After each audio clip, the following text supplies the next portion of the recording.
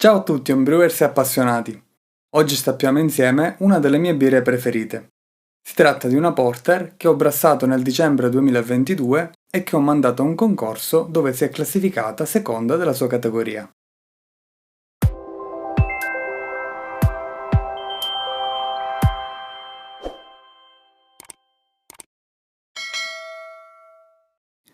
È la mia cotta numero 43, la settima versione di una Porter tipicamente britannica che faccio ogni anno con dei piccoli aggiustamenti nella ricetta per perfezionarla, ma senza stravolgerla. Brassata in technical grain con sistema all-in-one e rifermentata in bottiglia.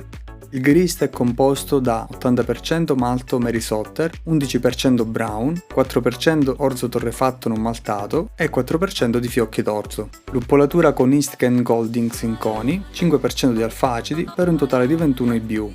Il lievito è un Fermentis S04, inoculato a 17 gradi e mezzo e mantenuto sotto i 20 gradi per i primi 4 giorni, quindi salgo progressivamente fino a 23 gradi il 10° giorno e poi 3 giorni di cold crush a 12 gradi e poi riportato a temperatura ambiente per imbottigliare. Ho imbottigliato con sifone, pescando direttamente dall'alto il fermentatore primario e aggiungo la soluzione di priming con destrosio e lievito F2 direttamente in bottiglia, con obiettivo 1,5 volumi di CO2 come carbonazione.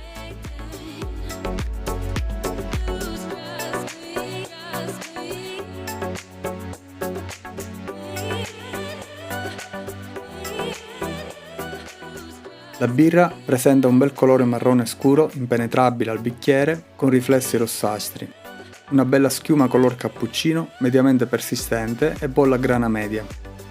L'aroma sprigiona sentori di toffee, caramello e torrefatto che ricorda il caffè, nessun difetto evidente, nessuna nota stonata fin qui.